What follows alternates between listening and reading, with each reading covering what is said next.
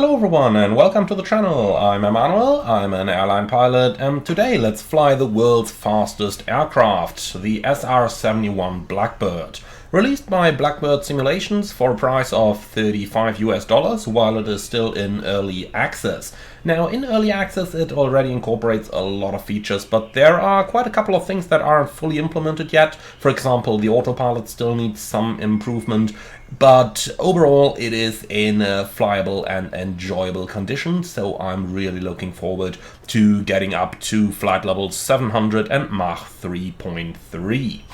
So we're in Beale Air Force Base, which is the home of the legendary SR-71 and which you can get for an additional $10 included in the package. Now, let's go ahead and start by quickly jumping into the aircraft, because there are a couple of things here that we can do for the walkaround. So let's bring up that little wheel, which is the Walt wheel, as they call it, based on the name of one of the real-world Blackbird pilots that have helped Blackbird Simulations with the simulation of Blackbird. Okay, there was a lot of Blackbirds in there.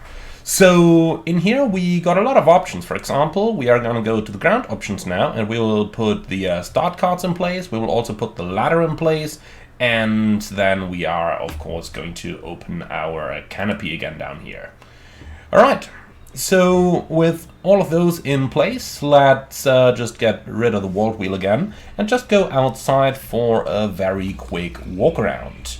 So, as you can see, we can get a lot of ground equipment in place over here, and in fact the ground equipment is absolutely necessary for this aircraft, because Blackbird does not have any kind of APU or something. Instead, it has to be started using the external air cards that you can see connected over here. So, really nice model, really well done, and really worth pointing out what a huge airplane this is. I mean, look at this. This thing has the size of approximately a 737-700. So this thing is airliner size and still flying that fast. Now, don't make the mistake of thinking, well, this looks like a fighter jet, I am going to fly it like one. It is absolutely not. It is a reconnaissance aircraft, and it can basically do one thing. That's flying fast. It is not very sturdy, it is not very easy to control, and it is definitely not very maneuverable. But it doesn't need to be, because if there is any problem, we're simply going to outrun whatever problem there may be. Now, looking into a couple of the details of the model by Blackbird over here, we can see especially the landing gear base have just been modeled to an absolutely fantastic level of detail. The same also goes for the nose wheel bay, which I tend to say is looking even greater than the main gear base. So, follow me inside and have a look at this. I mean, that's fantastic, isn't it? Absolutely superb level of modeling over here on this aircraft. Alright, so let's run up the ladder and get into our cockpit. So, here we are. First things first, external power is already applied. That's the reason why you got a couple of the lights on. But let's go ahead and turn on our panel lights as well, which we can control through the switches on the sides over here. On a typical real-world mission, you would be seeing several sunrises and sunset. The airplane flew missions of some 12,000 nautical miles here. And yeah, it really has no problem with that mission length at all, because it can do aerial refueling, and we will be doing that just after takeoff, which we actually have to, because the airplane cannot take off with a maximum fuel load. It usually took off with about 45,000 pounds of fuel. There has been one takeoff recorded at 65,000 pounds, but the maximum 82,000 pounds has never been done. So we are absolutely going to be refueling it in the air. Now, with that done, let's bring up the Walt wheel and look into another really cool feature that this airplane comes from, and that's the RSO checklist. The RSO is your rear seater, and they got two real-world Blackbird pilots who've recorded all those checklists and voices for you, so that's really cool. Let's go ahead and start setting our plane up. Walt, are you there? I'm here, ready to start. Okay. Info check. Check. Daylight light. Check. Fuel quantity gauge. Check. Looks good. Center of gravity. Check. CGI's good. Check's good back here. Compute's good. Oxygen supply switches. Oxygen is good. Exterior lights.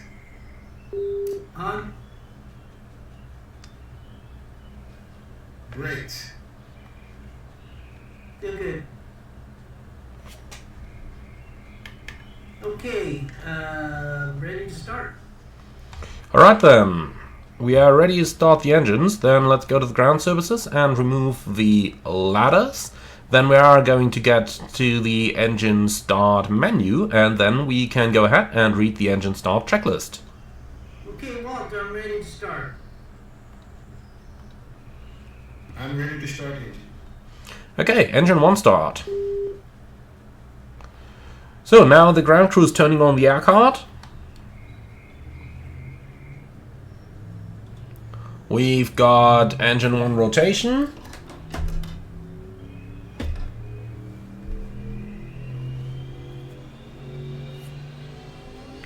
Gotta love that sound, man.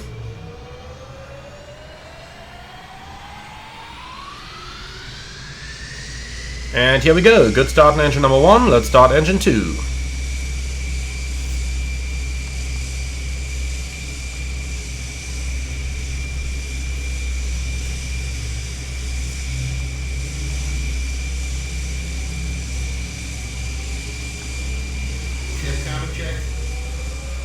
Alright, tip counter is 15. We'll be talking about what those are a little bit later. Generator switches. Looking good, normal. Best tack caution light. Right, bus tank caution light. Well, okay, am I disconnecting their external power coming out?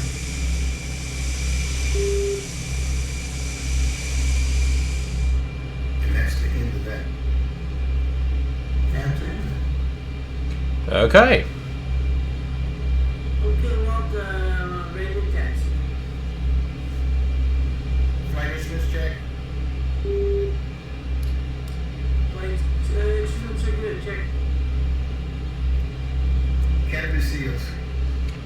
Are down. Mine is down locked. TDI check. Alright. You might have noticed this little beep tone that we kept hearing every now and then. And that tone is basically indicating to us that there is an action that we need to do within the checklist. So if you haven't done an item after a certain while, then you're going to get that beep to indicate to you that it's not going to be the RSO doing it, but it's going to be you who has to do the item. Now the TDI check is going to take a while. It's going to check all different kinds of computers, and while it's doing that, we can go ahead and prepare the navigation system. For that, at the moment, we still have to fill out the flight simulator flight plan, but hopefully that is going to get a little bit more sophisticated in the future. So for the moment, we are departing from Beale Air Force Base, and we're also returning to Beale Air Force Base.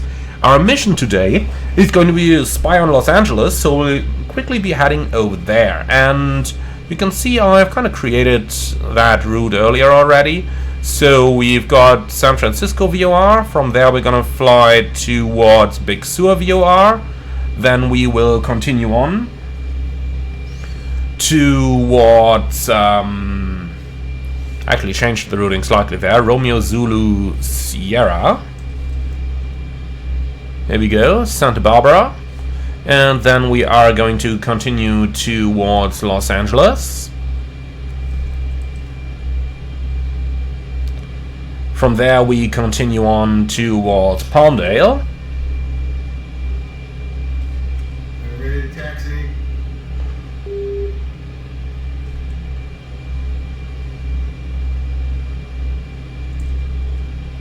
and then via Friant back to Beale Air Force Base. Overall, that is some 650 nautical miles that we are going to fly, and yeah, this will go rather quick. So that thing is sent to the avionics now. We've got the ANS selected up here as our navigation source, and then we can turn on the taxi lights, turn on the Bay Air, and with that, off we go.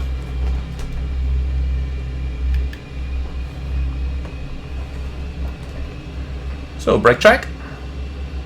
Hey, brakes are good, steering's on. And steering is confirmed.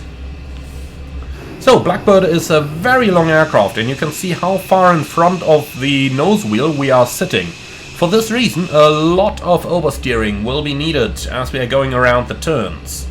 Kinda like this. Once the airplane is moving, we can return our engines into idle thrust, and they actually have sufficient thrust that once you don't need that breakaway power any longer, the airplane is going to slowly keep accelerating here. Alright, so that's that. Let's go ahead and do the next checklist. Okay, well, before takeoff checklist. Ready. Engine run, IDV. Set. Engine EGT trim. Checking. Looks good. Flight control trim. Check. CG check back here. CG is good in front. Fuel transfer. Off. D-rich. Armed. Number 1, number 2 oxygen. I've got both oxygen on and good. Brake switch. Main squid on. Pitot heat. On. Battery switch. Check battery good. Instrument inverter switch. Set normal. Standing by for the next phase. Okay, the approach area is clear and the left hand side is clear. Then let's line up on runway 15.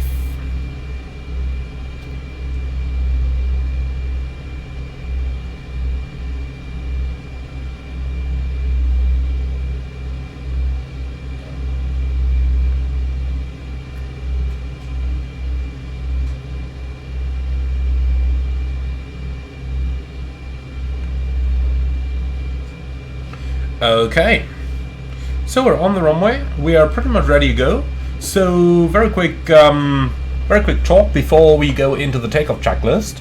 We are going to advance the thrust levers to just the lower part of the afterburners. That is more than enough for our takeoff. Couple of items to go through before we actually start. For example, we can already turn on the stability augmentation system here. Autopilot offline should be off, by the way. And the bid test button is also guarded again. Forgot that earlier. Alright, cool. So then we are pretty much ready to go. Pre-takeoff. SAS.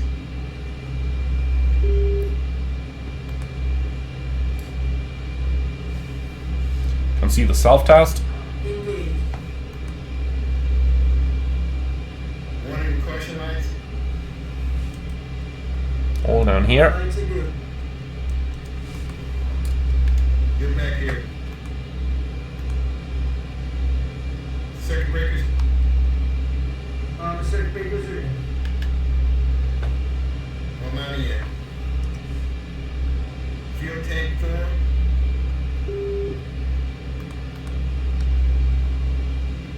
Tank 4 on.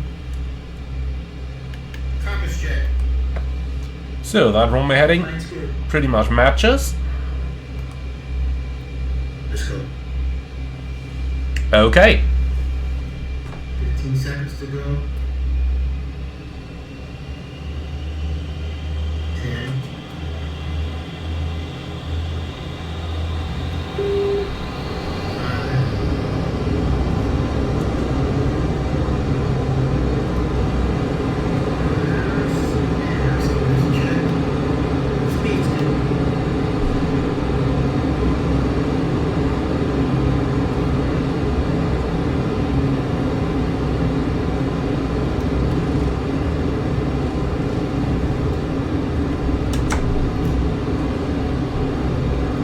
So 10 degrees pitch, gear coming up. Gotta ensure that the red light's out before reaching 300. Here we go.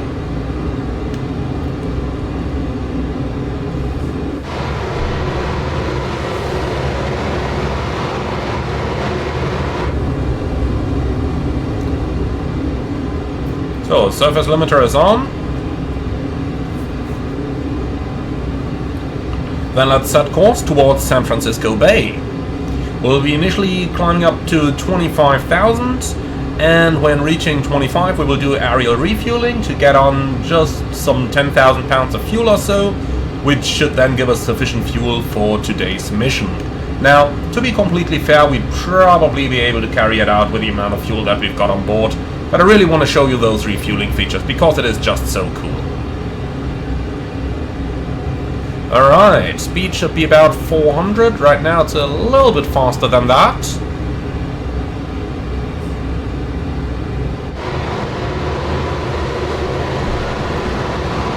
So, there's our departure airport. That's what I call a rated climb, huh?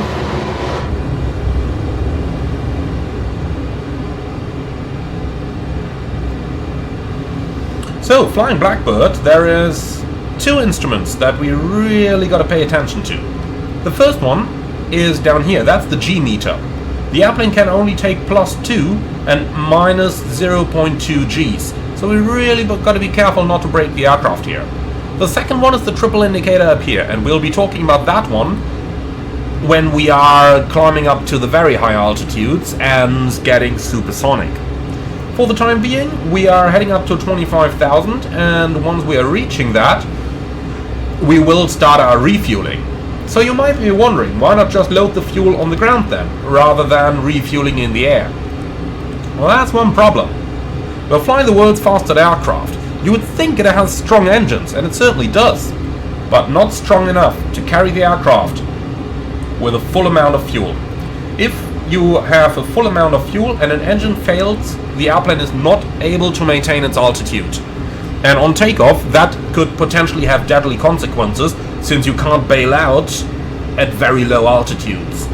So that's the reason why we cannot take off with a full amount of fuel. Normally, they had about 46,000 pounds, as we had on this takeoff, and in one exceptional circumstance they took it off at 65,000, but never at the maximum. So basically, in every mission, once you are airborne, you are initially going to do an aerial refueling to get yourself topped up with your fuel.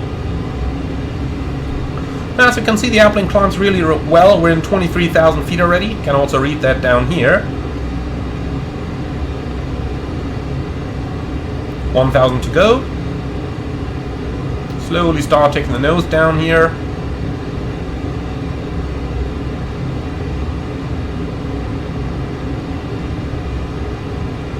So 100 to go, 1,000 feet a minute, that's looking very good. And here we are.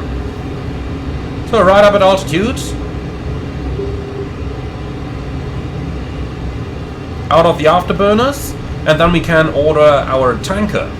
Now, you can simply order a tanker over here by going to the tanker menu and load tanker. And that's it. Now, there is just one problem. Can't really see the tanker in front of you because you got that thing in front of you. So what I like to do is just to go to the side view here. And look at that, there's our tanker. So let's take a moment to talk about the refueling process. There are 3 different difficulty levels available in the Milvis SR-71. And I've set myself to the middle level, which basically means... Well, let me explain that in a different way. The level of the difficulty is going to control the area in which you need to be in order to be able to refuel with the tanker. So if you go to a very easy level, then you will simply be... Now, where is the tanker? Oop, nope, not gonna fly into it. See, that's the problem. Visibility is so bad in here, in this airplane, it can sometimes be a little bit hard to actually find the tanker in first place. Where is it now?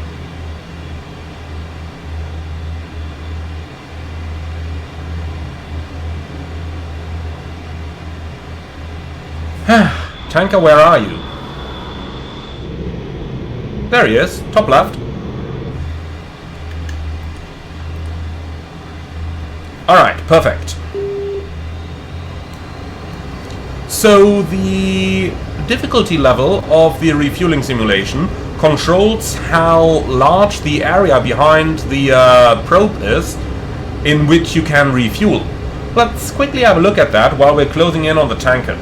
So you got the settings menu down here, and you can see difficulty of air-to-air refueling. You can see I've got mine set to moderate. And what the moderate setting does is that it is basically giving you a narrow area within which you need to connect to the refueling probe, but it doesn't require you to literally fit that little part behind your flight deck into the drogue. So that kind of means that it is a challenge, but it's not like impossible to do. At least not with your typical flight simulator hardware. So for the refueling itself, we are going to be closing in on the tanker. We can tell it ready to connect, and then the tanker is going to get out the drogue. Then we switch to air-to-air refueling over here. We observe the green light, and now we simply fly ourselves into the immediate vicinity behind the drogue. In order to do aerial refueling, you need two things. You need a very steady left hand and a very steady right hand. You can see when I've approached the tanker for the first time, I did a typical beginner's mistake and I approached much too fast. And I overshot, and yeah, that was that. So now, let's already start slowing down early. Your engines are taking a while to react here, so anticipate the movements. You can see this is now looking really well. So now we are just getting ourselves into a nice and close position. A little bit more thrust here. Let's close in on the tanker. You can see we've got two markings on the bottom of it. The left one tells you your altitude, the right one tells you your distance. That way you can position yourself behind the tanker without actually being able to see the drogue. Luckily, in the easy and the moderate refueling modes, you don't have to be exactly within the drogue, but if you maintain a position like I do right now, then it is actually refueling, as you can see on the fuel gauge down here. So that way you don't have to be like 100% accurate, which I'm completely honest with you guys, I'm not. So yeah, just flying ourselves in a position here to show you the lights. You can see the left one tells you down and up, the right one tells you whether you are too far forward or too far aft. Right now, it's telling us we're going too far aft, so let's bring ourselves back into the forward position. And that's how you would be aligning yourself with the drogue. Now, there is an operator sitting in the back of the tanker who, as long as you're kind of maintaining a decent position, is going to be able to fly the drogue into your refueling spot. But you can see how difficult it is to actually keep it there. You got to do really small inputs, and you got to anticipate your airplane's movement, especially with the use of the thrust levers, since you do not have a speed brake in this aircraft that you could use to manipulate your airspeed, like in an F-18 for example, which I find a lot easier to be for refueling. So that way you simply have to get accustomed to how this works. Honestly, you do this 3 or 4 times, then it actually works pretty well. Now, refueling the entire airplane takes about 10 to 15 minutes from empty to full. So, yeah. Alright, we're now at 51,000 pounds. I am happy with that, so let's break off the tanker here. Push to reset. Break off left.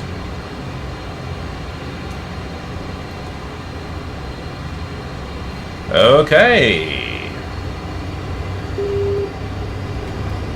So, let's turn on the afterburners. Beautiful model, by the way, isn't it?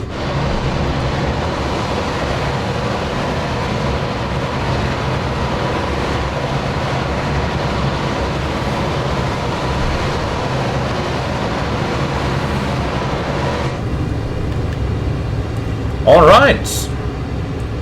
So we finished our refueling just about as we are reaching San Francisco Bay up here. So let's quickly disconnect and unload the tanker. Can't really see much of San Francisco, but that's fine. We're not here for seeing something, we're here to photograph something for others to see something. So, now we're going for Mach 3. How are we going to do that? The first step is to accelerate to Mach 0.9, and we do this with the burners engaged in a low setting. So let's say somewhere, something like this.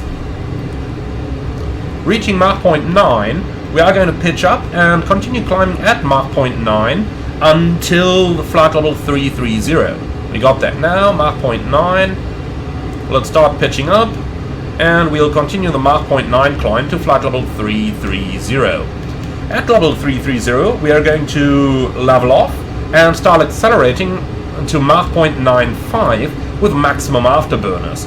Once we're reaching that, we will start a descent to break the sound barrier, and only then are we going to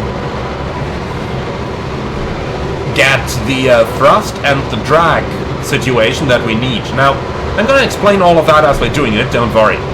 But for now, just enjoy the view on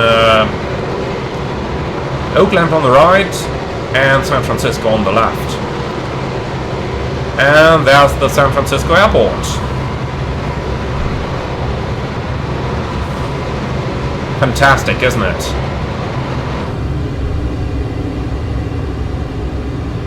Alright, I'm getting a little bit too fast here. Mach 0.99. But good for us, we did not break the sound barrier over San Francisco. So, let's decelerate back down to Mach 0.90, and then we'll climb up to 33,000. By the time that we reach a little bit of distance from San Francisco, we will then be ready to break the sound barrier. Now, before we do that, very quick look at the triple indicator on the left side here, because that is what we are primarily going to be referencing. Speed? Getting a little slow here, huh? Yeah, okay, let's level off. We're in 33 anyway now. Okay, so reaching 33, full afterburners. Now we start accelerating.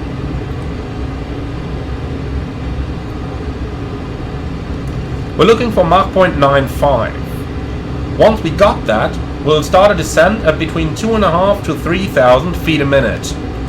The reason we do it this way is because of how the shock waves are forming around the aircraft.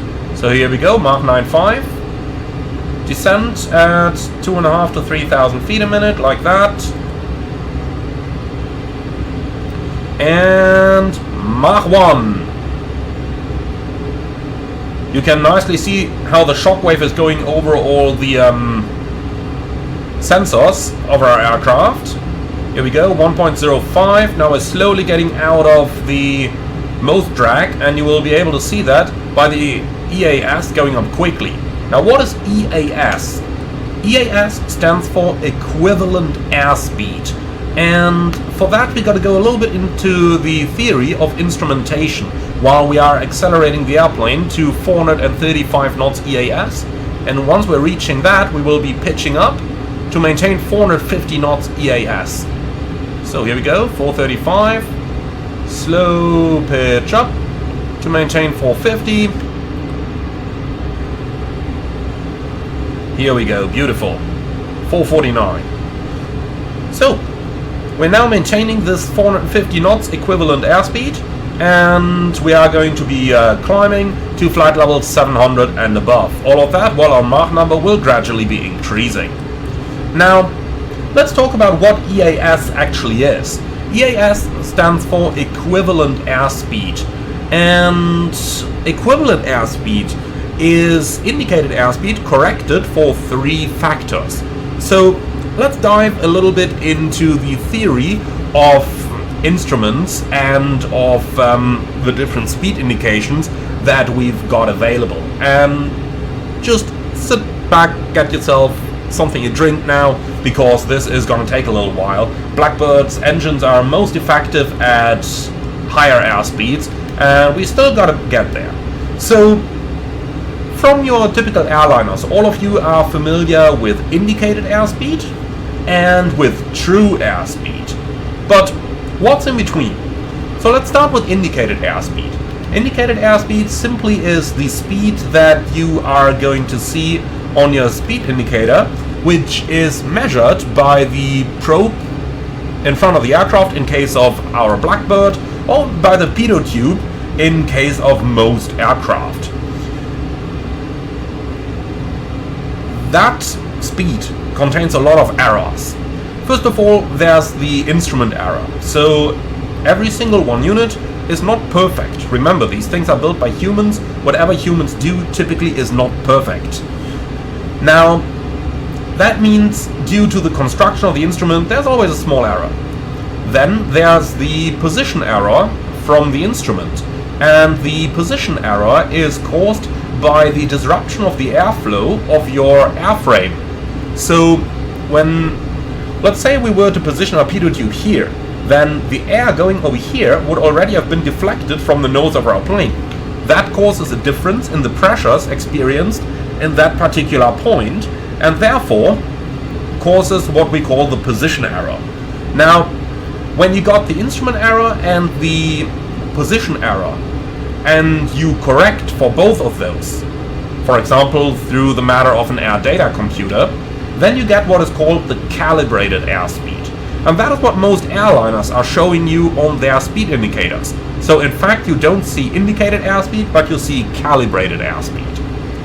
Now, there are more errors than that, and the next one is the compressibility error. So all of you know that if you take a certain pocket of air, yeah, I'm flying too fast, it's okay, I'm correcting. So if you take a certain pocket of air, you can kind of compress it by reducing the volume that that set of air has available. Now, that happens in front of every aircraft when you are flying faster than approximately 200 knots true airspeed. And then compressibility effects start coming into play. Now, what compressibility effects are corrected for, well, let me phrase that differently. Basically, when we take the calibrated airspeed and correct that for the compressibility effect, then we get equivalent airspeed, and that is what we're using to fly Blackbird. So 460 knots equivalent, 620 knots indicated. That's quite the difference, isn't it? Quite a huge difference indeed. But well, that is equivalent airspeed, and that is what we are using as a maximum speed to fly in this airplane. Now, as we are climbing to higher altitudes, we're keeping our equivalent airspeed at 450 knots, all the while accelerating. We just passed Mach 2. Now we're flying as fast as Concorde.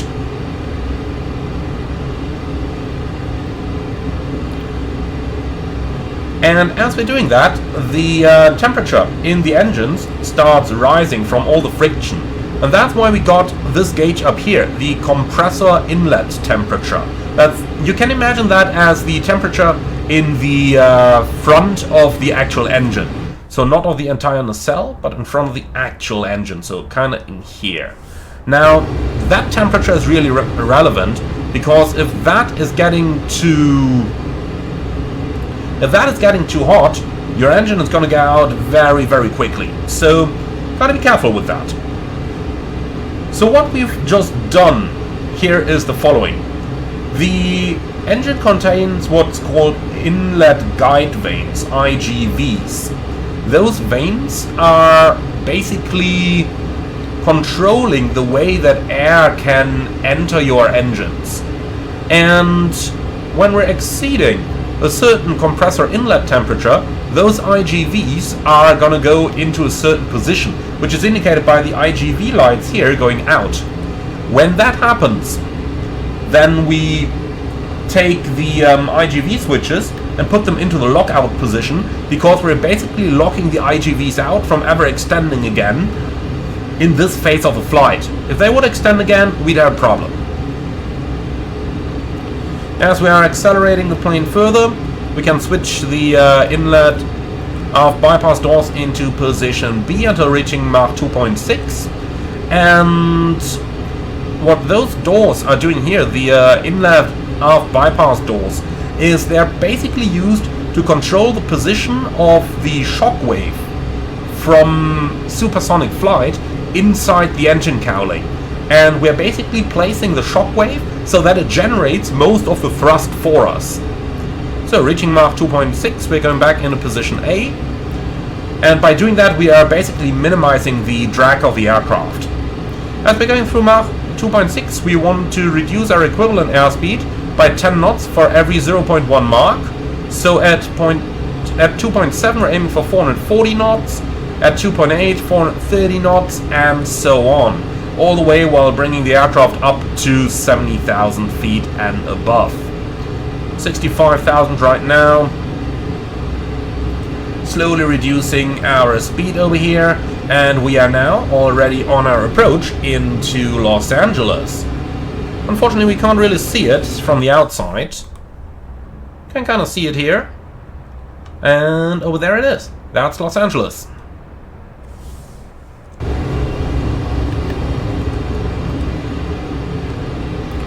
Alright, Mach 2.9 should be at 420 knots equivalent airspeed.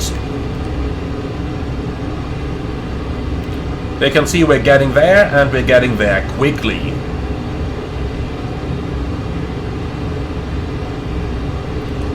So as we're getting to higher altitudes, another figure is going to become the limiting factor, and that's now the compressor inlet temperature. You can see how that is quickly rising with increasing Mach number. And we're eventually going to get into a position where the compressor inlet temperature approaches 427 degrees. Basically, when that happens, that's the maximum you're gonna go to. And here we go, Mach 3, closing the aft inlet doors. Alright, let's bring the burners into their minimum position. That's a master caution. And that's out again. That was the burners moving, okay. And here we go, Mach 3.1, 76,000 feet. Beautiful. Alright. So, while we are up here, let's just enjoy the views for a little bit, because in a few moments we will already be turning back to Beale Air Force Base. But for now, autopilot on. Here we go. Let's just maintain the altitude here for a moment. That's fantastic, isn't it? So look at that, Mach 3.2 almost. But you can see the compressor inlet temperatures are rapidly rising with our increasing airspeed, so we've got to be a little bit careful here that we don't run those too hot. If you exceed the 427 degrees for just a little bit, you are very quickly on a way where you are going to burn out your engines. So be very careful with that. Now look at this. This is funny. Seeing this, we are currently flying in real time, and we're moving faster than my average airliner recording in the cruise, which happens at 4x time acceleration. That's how fast we are going. About 1,800 knots. So, approaching Mach 3.3 in 76,000 feet. This is so incredible. So incredible. And this is with the burners on minimum now. You could push them further forward, but then you're quickly going to approach the maximum compressor inlet temperature, which we definitely do want to avoid. You can also see we started at 52,000 pounds of fuel at the end of our refueling. We're now at 42,000, so we burned up 10,000 pounds here. However, and that's the good side, We are now moving at 1,800 knots, so we really got a lot of range remaining. Alright, really cool. Approaching Mach 3.3, but also approaching the maximum compressor inlet temperatures. Told you, gotta be a little bit careful with this airplane. And there is Los Angeles on the left. So let's go ahead and start turning ourselves back towards Beale Air Force Base.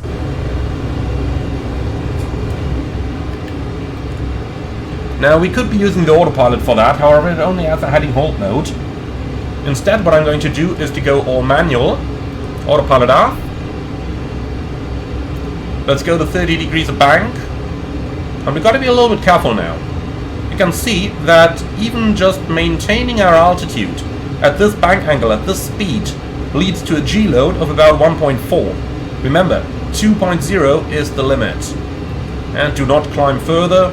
You are very quickly going to get yourself into a range where the compressor inlet temperature gets too hot, and then it's very hard to get out of there again without killing your engines. So Mach 3.3, we are turning, but look at how slowly the sun is moving up there. And this is now with 50 degrees angular bank.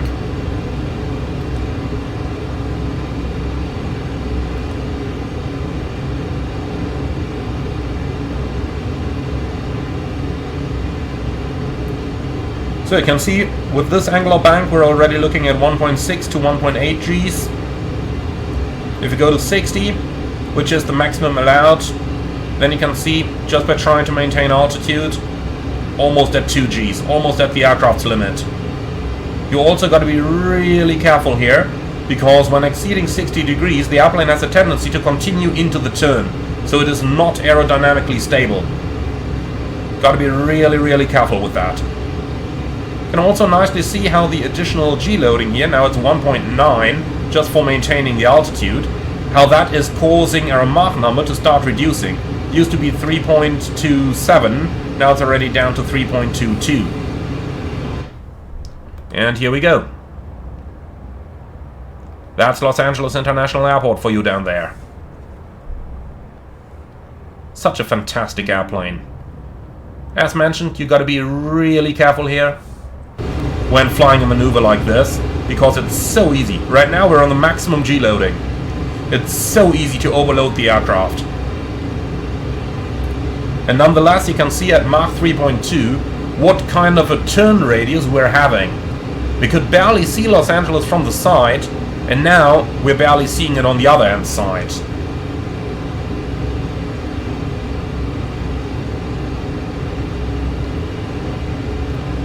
But it shows you really nicely the limits of your aircraft and how tight everything is flying up at these altitudes here. 75,000 feet. 2 Gs sustained in the turn, but we're getting across 60 degrees bank. Very careful with that. Alright. So here's our new course. And as we are aligning on the new course, let's already start to prepare the aircraft for our descent. We got about 300 miles to go until Beale Air Force Base, but at 1,800 knots, that is not going to take very long to get there at all. So, first things first, let's turn the autopilot back on. And, well, it just wants us to continue the turn. Okay. Well, then let's do that. Gonna go for 60 degrees here. Very careful into the turn. 2 Gs, here we go. Man, I'm loving this. But look at the inlet guide, at the compressor inlet temperature. It has once again increased a little bit as the temperature of the air around us is directly influencing it. Probably went into slightly warmer temperatures here. Right, 2 Gs, that's the maximum. And here we go, that's our new course. Beautiful. Very beautiful. Okay. Autopilot on. and then we can go ahead and start preparing ourselves for the descent over here. So the way we're going to do this is, first of all, we got to start decelerating the aircraft. So 164 miles to run straight, that's looking excellent. So now we got a little bit of time. So the IGV switches are definitely in the lockout position, otherwise, especially when throttling down, you can very easily kill your engines. Nitrogen quantity is checked and full. We need that to pressurize the tanks as we are descending. And that's looking excellent. Okay, good. Then let's go ahead and check. The inlets are all on the auto position. That's looking good. The inlets are closed. And well, then let's start reducing our speed. So throttles for 720 degrees EGT and then to military power. So let's increase the EGT down here up to 720. But looks like we aren't even getting that far. Okay, that's fine. Then let's go out of the afterburners.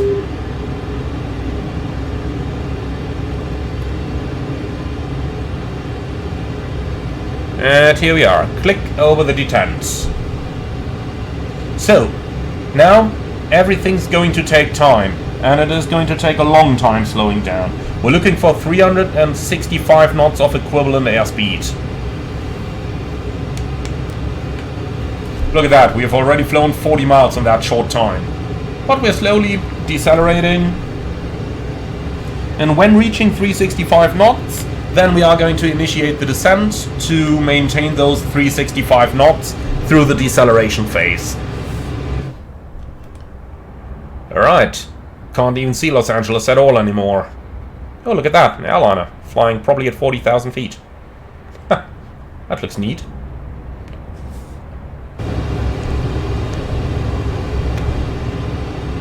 Alright, the speed is slowly coming down. We are leaving Mach 3 behind. Let's see if we're ever going to reach that again on this channel. Hope so. Alright, reaching 365 knots. Let's start pitching down. So that's the wheel down here.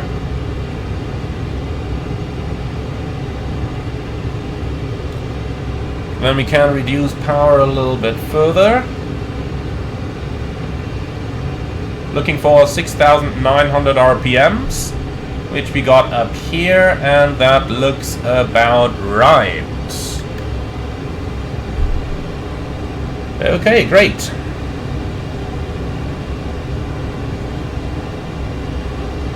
Then pitching down to maintain the speed. Honestly, I'm not a fan of that autopilot in here. Still work in progress as well, so let's turn it off. Let's fly that manually. 365 knots. Also, we can do a little bit of a left-hand turn here.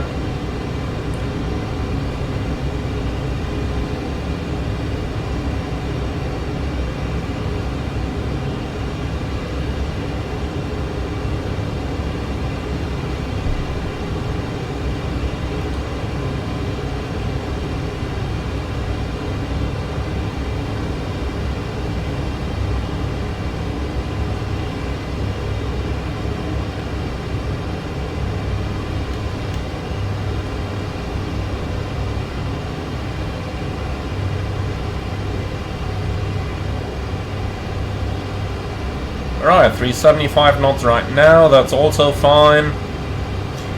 As we're going through Mach 2.5, we throttle down a little bit further. But for the time being, that's all looking good. Our fuel, as you can see, still plenty in there.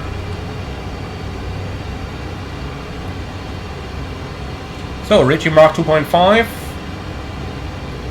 Throttling down a little bit further.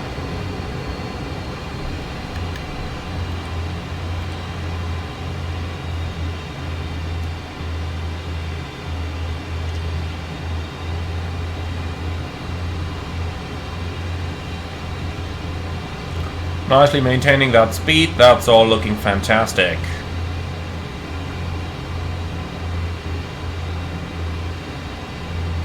Okay, so very quick check on the map.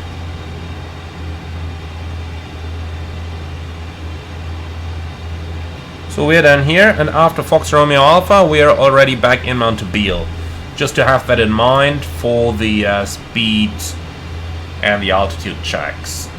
A little bit left of the course, that's kind of to be expected here. Let's fly a little bit further to the left. Get ourselves back into the right direction. So, passing Mach 2. And we're now going below 60,000 again. So passing level 600, that's the famous joke here of the SR-71, requesting level 600. Yeah, if you can reach that, clear to climb, roger, descending level 600. But you can definitely see why now. You can absolutely see why.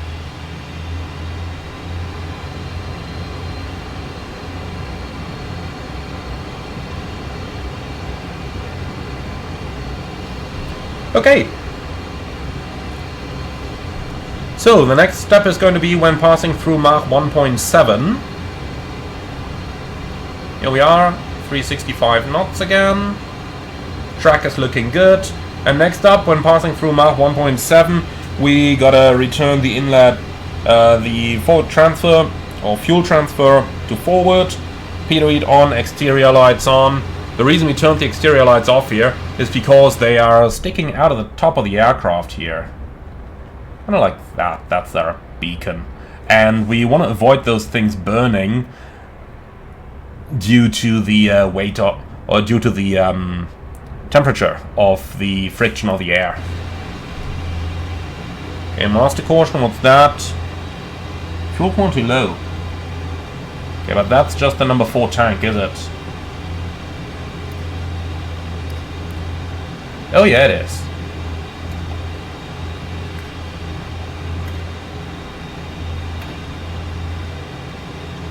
Let's just ensure to turn on a couple of the others.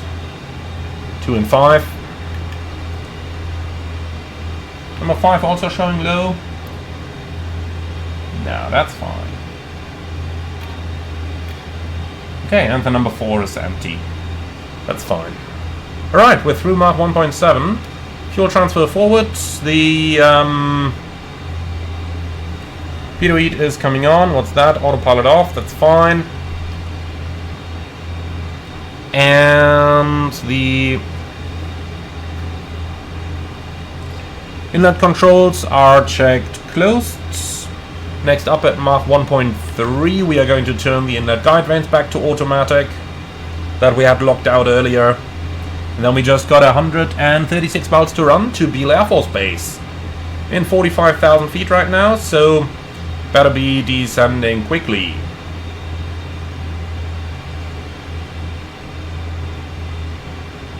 Alright, passing Mach 1.30.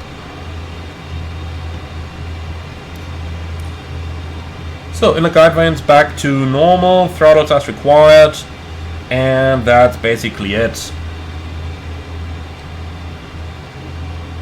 So, CG is looking okay down here, then let's turn the forward transfer back off again. And here we are.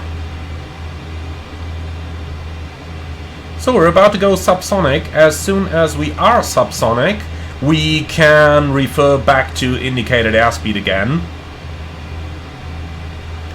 But you can still see the difference here. Equivalent airspeed 345, indicated 400. Quite the difference still, isn't it?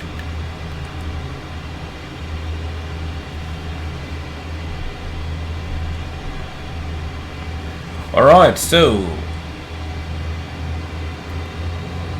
we're at maximum military power now, and that should be about all we need. Cool, so let's just take one moment to talk about these things down here, the TEBs. Those are, well, those can be considered as charges that are fired into the afterburner to ignite it. Now, you only have a very limited number of them, so you got to be rather careful as you are flying the aircraft, because you can only light up the burners so many times, and the burners are supposed to be on for pretty much all of the flight. So that makes it quite interesting, doesn't it? Well, let's go ahead, keep descending at some 3,500, 4,000 feet a minute over here. That's gonna take us 10 minutes. We are flying at, yeah, probably 600 or 700 knots here. So it's going to take us about 10 minutes, so some 4,000 feet a minute is going to be just fine. But let's use that time to start setting up for our arrival in Abil. And for that we can just go over into the Navigraph charts, because they do happen to have approach charts for Beale Air Force Base. So search, we're looking for KBAB.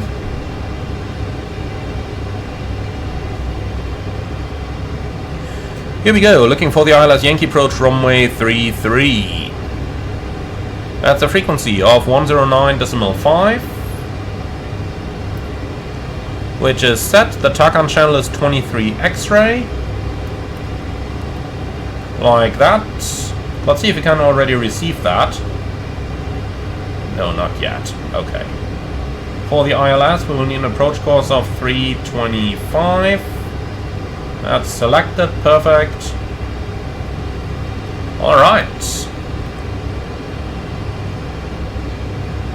So far so good. Minimum 305, which equals 200 radio. And we're reaching Mach 1. We can nicely see that by the shockwave going over the static port up there.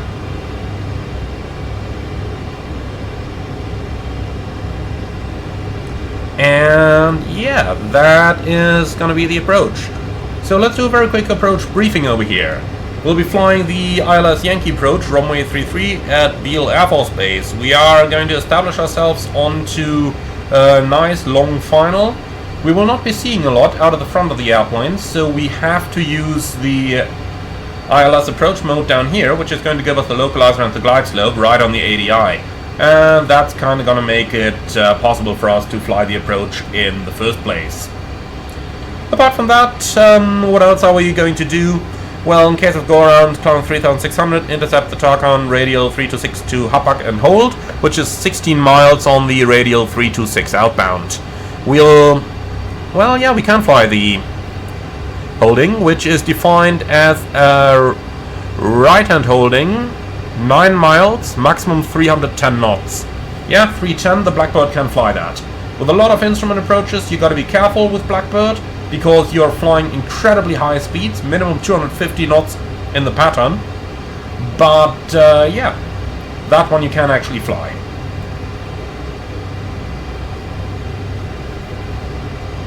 Okay, fantastic.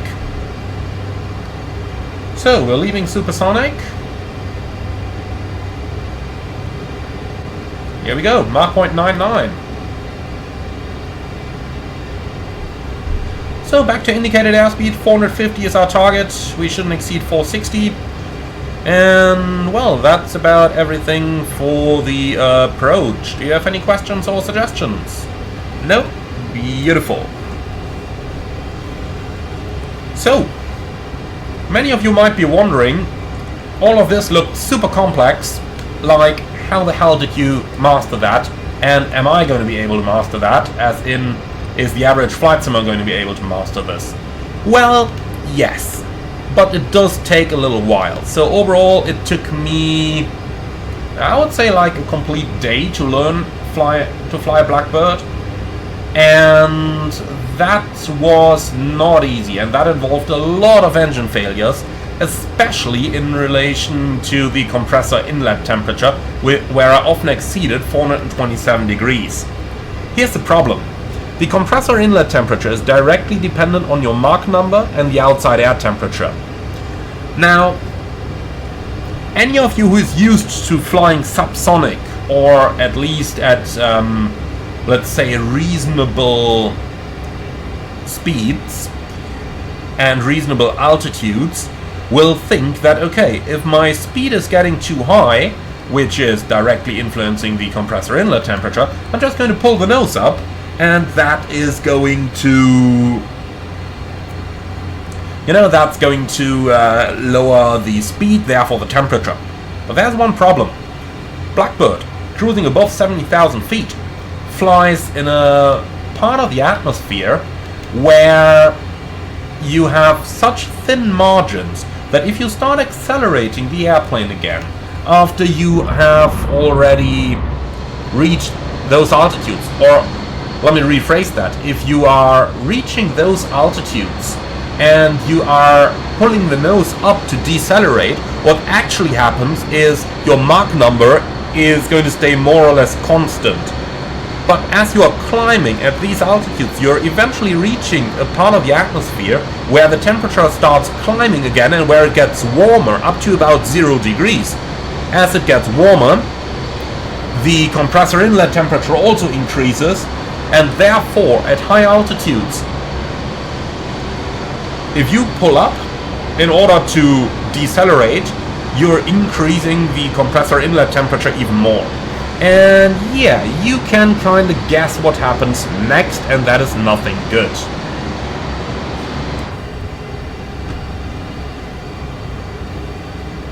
Oh, getting a bit quick here. That's another problem. If you fly Blackbird too fast, or if you just don't pay attention for a short period in time, you can very easily get yourself in trouble. In fact, you can get yourself in trouble very, very easily.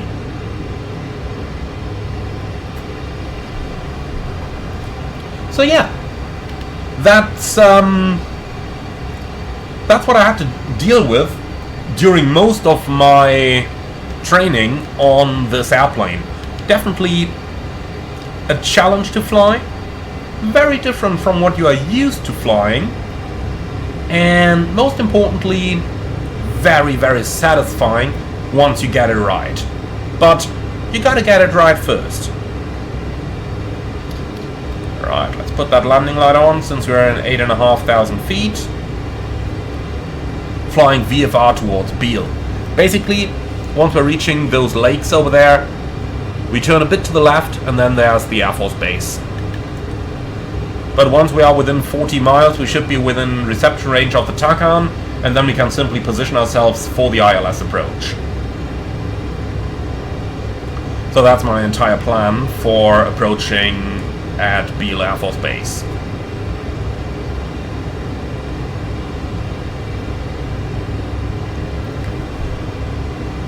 Such a cool airplane. I mean, it was a challenge to learn, but once you get it right, this is amazing. Really amazing. Okay, we're reaching 40 miles, which is the published range of the TACAN. 23 X-ray. Yep, that is correct. Let's turn it on, and here we go. So there's the station. We're looking to establish ourselves on the 325 inbound. And then we are simply going to join a 3-degree glide slope on our way down.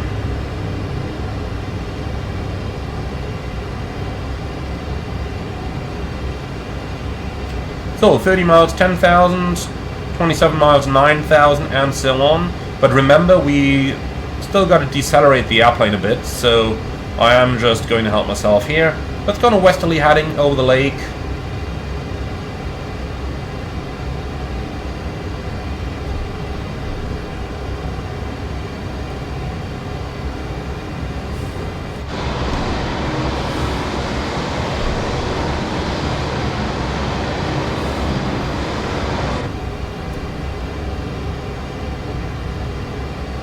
.30 miles out, 8,000 descending. 400 knots, so we need about 2,000 feet a minute to maintain the 3-degree descent profile. I'm going to descend slightly quicker here at 3,000 feet a minute, so that we still have a little bit of distance to the airport where we can slow the airplane down for the approach. I can't quite make the base out just yet.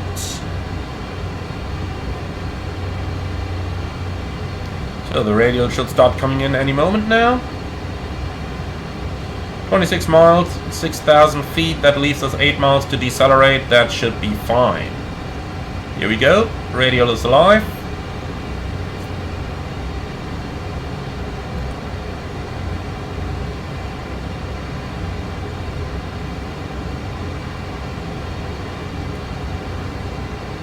Right, we're inside 25. Can we receive the ILS yet? Nope, not yet. Then we stay on the TACAN for now.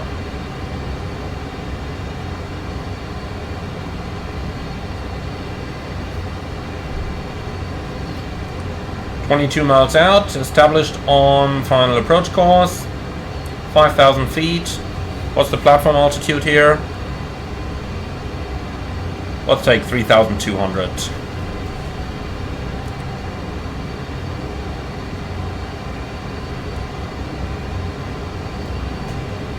Is that the Air Force base?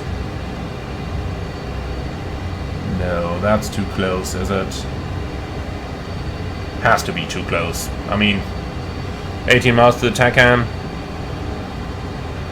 TACAN is located right at the runway, so that can't be our base yet. But that looked close, man. Is that thing on the chart? Yeah, here it is. Lincoln Regional Airport. Okay. So we're right over at Sutuk in a moment. Right, let's go to idle thrust now. Start decelerating. Are we receiving the ILS yet? Yes, we are.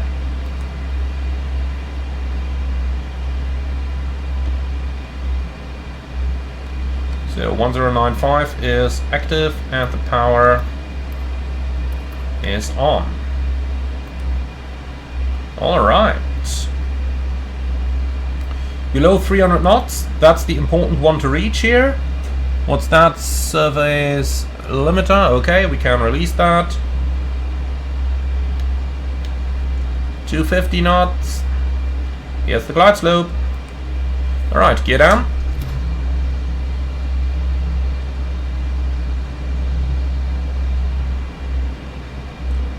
So let's make sure that we get into the localizer as well.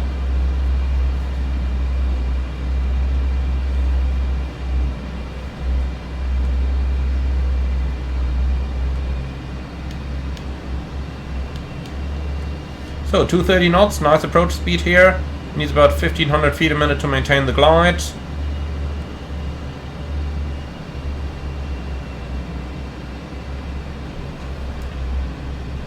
And there is Beale Air Force Base. So localizer is coming. 200 knots, that's gonna be our final approach speed. You can see how high our angle of attack is getting with that already. So we're almost at the maximum there. Here we are, looking good.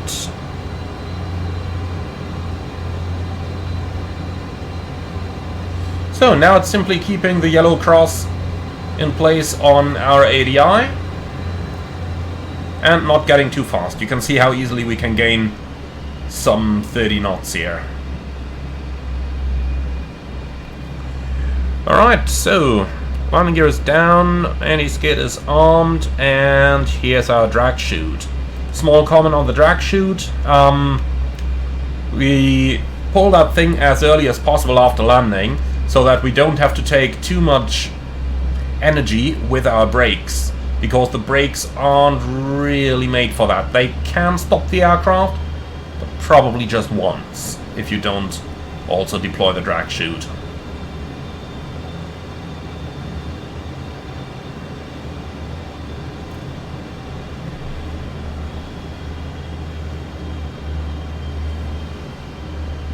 Okay, localizer, check correcting. Kind of easy. We are in severe VMC, yet we are kind of flying this approach as if it is a complete IMC approach, just because we can't see out front. It's probably easier to land Blackbird in a crosswind, where you can then see the runway.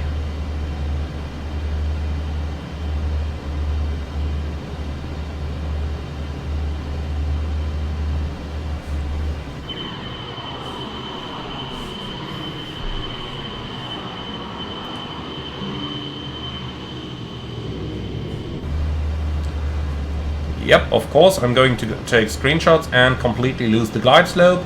That had to happen. Here it is again. Alright, there's our runway coming up.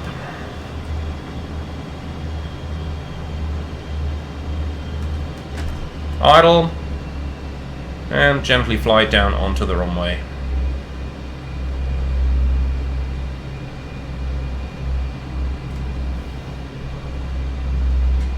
It's floaty.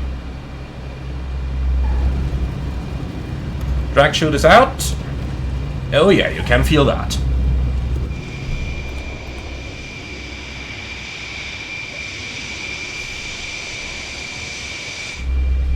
So that was without any wheel brakes.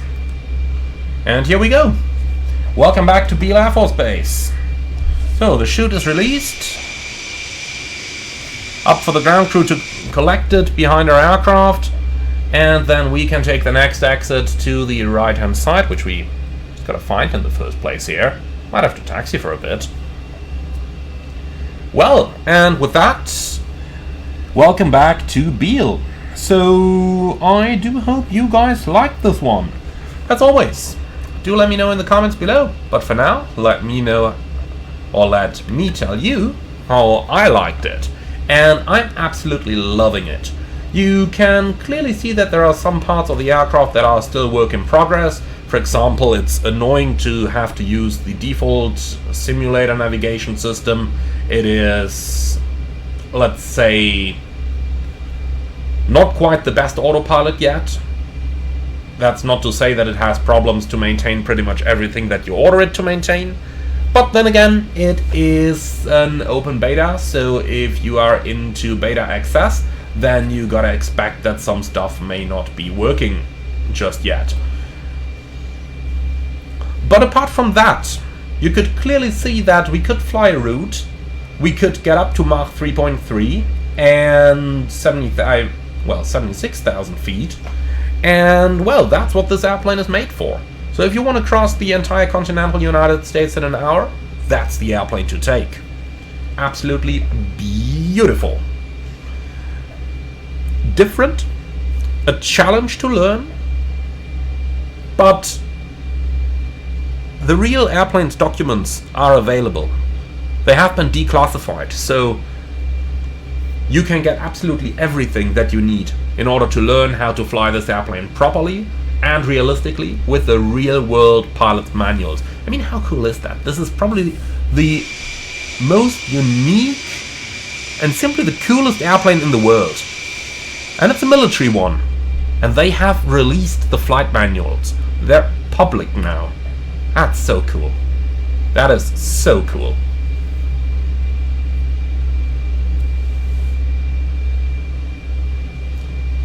Alright, off to the right. We'll be going back to the same parking spot where we came from. So overall, would I recommend to get the Blackbird SR-71 Blackbird? Absolutely. $35 for the moment in early access, gonna rise to about $50, I seem to recall, and honestly, both prices absolutely worth it for an airplane like this. Just remember, if you do want to fly it on VATSIM, you are technically speaking not allowed to fly supersonic over land, so there's always that. And on VATSIM, you're not just allowed to turn your transponder off and tell ATC like, hey, I don't exist, I'm above level 600, what do you even want from me? You can do that in the real world, in an airplane like this, but not in Sim. Alright, and here we are. Cool. So, we've made it over here. And with that, let's go ahead and start turning it off. First problem, we do actually not have any sort of a parking brake.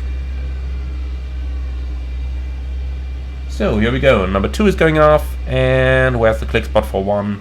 Here it is, number 1 is going off.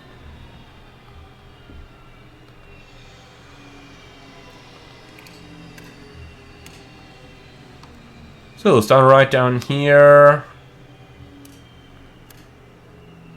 Well, we're gonna keep you on. So light switch is already off. And that's about it. Very good. Battery is coming off. Then let's get